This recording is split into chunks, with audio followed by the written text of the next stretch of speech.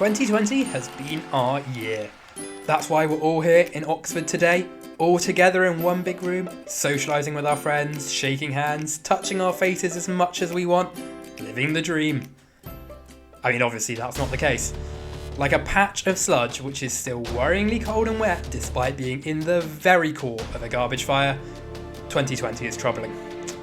Truly, what we all need in this time is a fossil that can bring us all together.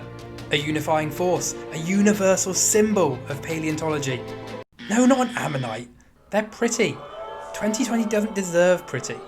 This is a fossil all of us have in our collections, but for the life of us, none of us can tell you why. This isn't the fossil 2020 needs. It's the one it deserves.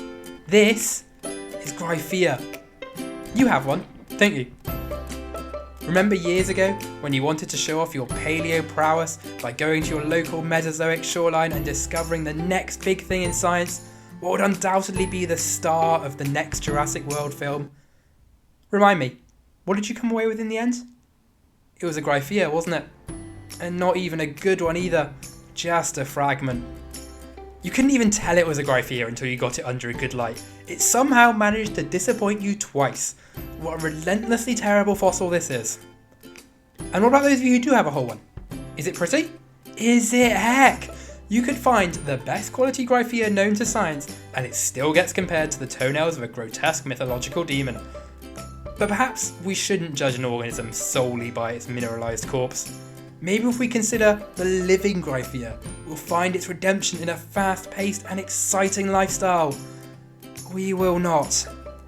This sessile marine bivalve was a natural recliner, which at first sounds good, until you discover that means laying partially submerged in the sludge, mouth up, waiting helplessly for any dregs of material that requires an excessive generosity to be referred to as food, falling from the more interesting life forms above. But science isn't always pretty, and Gryphea more than makes up for its lack of fossil sex appeal with its reputation as a hotbed of novel research. If we look at the hundreds of paleontological papers to have come out these past few months, it's no exaggeration to say that Gryphea has one of them. This scientific colossus is used as a frame of reference to show the relative success of brachiopods in the wake of ocean anoxia. That's right, even when it's the focus of a scientific paper, the best Gryphea can hope for is to act as a foil to better illuminate the success of its major ecological competitors. However, let's be real. You love it. You don't know why, but it feels right. There's something reassuring you experience when you stumble across one of these useless little toenails on the beach, knowing that no matter how many times you go fossil hunting, they will always be there to find.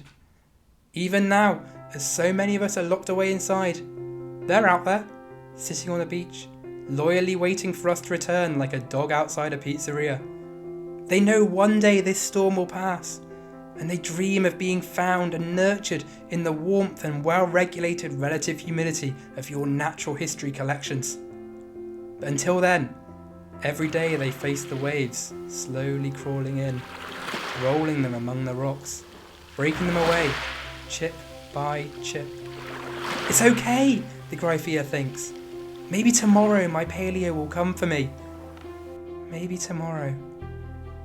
And if that story made you well up inside for even a moment, then I know you've accepted that you found the only fossil you could ever dream of casting a vote for. So as the tears roll down your cheeks, remember, don't cry for Gryphea. They're already dead.